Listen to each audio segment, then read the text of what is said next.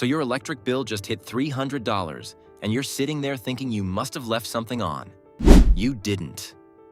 8 American towns are watching their utility bills explode right now, and the reasons have nothing to do with how much electricity you actually use. We're talking about a hidden charge baked into every bill, one that's paying for things most people have never heard of and definitely never agreed to.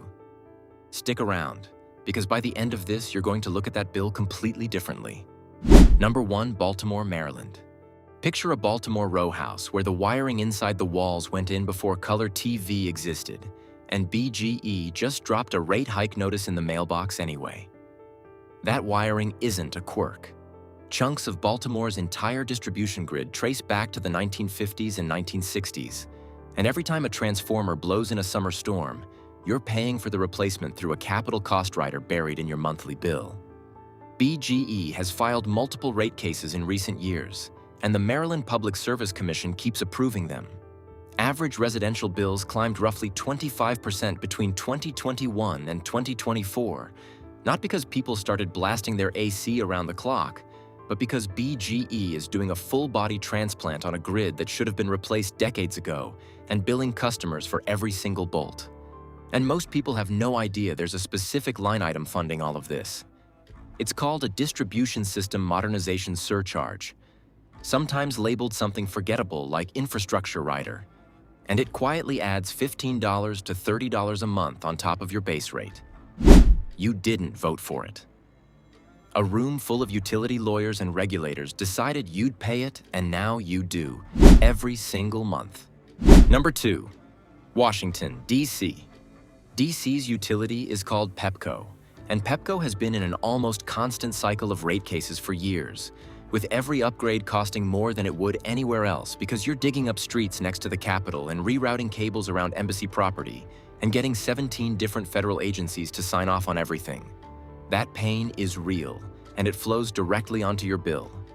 A huge portion of DC's distribution lines run underground, which sounds like a nice upgrade until one of them fails. Underground cable repairs can cost 10 times what fixing an above-ground line costs, and miles of that underground infrastructure dates back to the 1960s and 1970s.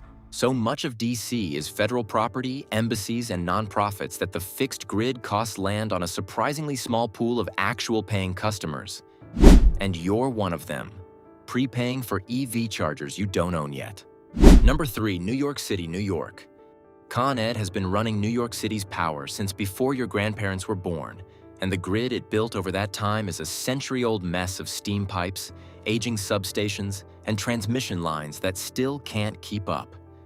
The average NYC residential customer paid about $175 a month in 2024, up from around $130 in 2020, and nobody's running more appliances than before.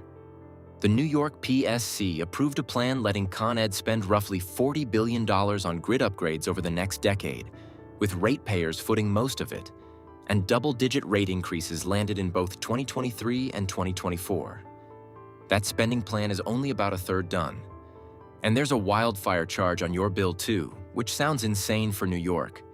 But regional transmission costs from the NYISO get split across every customer in the state, and those charges keep climbing as extreme weather events knock out generation across the Northeast grid.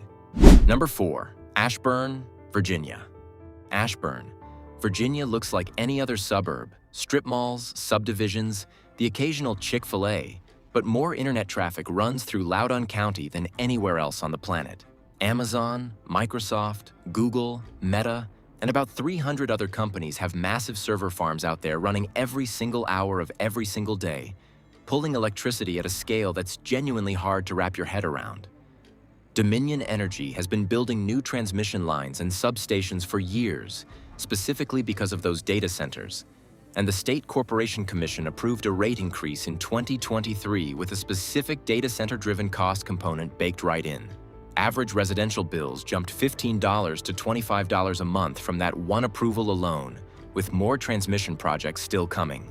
Dominion and data center advocates will tell you the tax revenue and jobs offset the cost. A Lawrence Berkeley National Lab study found that's not really how it works, at least not yet, because the new infrastructure costs pile up faster than the data center's payments cover them. So every time you get a same-day Amazon delivery, A family in Loudoun County helped pay for the wires that made it happen. Number 5. Hillsboro, Oregon. Most people outside Oregon couldn't find Hillsboro on a map, but it's home to Intel's biggest manufacturing campus on the planet and a whole forest of data centers that have been quietly eating the region's power grid alive. Portland General Electric used to be boring in the best way possible. Bills around $90, nothing to complain about, cheap hydropower doing its thing.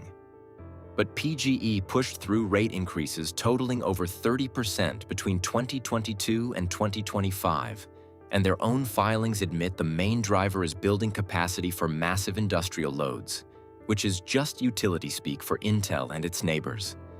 And when drought years hit, which they do more often now, low snowpack means less river flow, which means less hydropower, which means PGE buys expensive gas plant power on the open market at 3 to 5 times the normal cost, and that shows up as a fuel adjustment charge on your bill.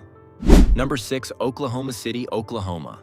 Oklahoma sits on top of more natural gas than most countries will ever see, so cheap energy bills should basically be a birthright there. And for a long time, they were. Then February 2021 showed up. Winter Storm Uri froze the pipes, froze the wellheads, froze the whole supply chain, and OG&E and Oklahoma Natural Gas started buying fuel on the spot market at prices roughly 100 times the normal rate, just to keep the lights on for 1 week. Regulators let the utilities issue bonds to cover those emergency costs, and now Oklahoma Natural Gas customers have a line item on their bill called the Winter Storm Uri Securitization Charge. It'll sit there every single month until around 2031.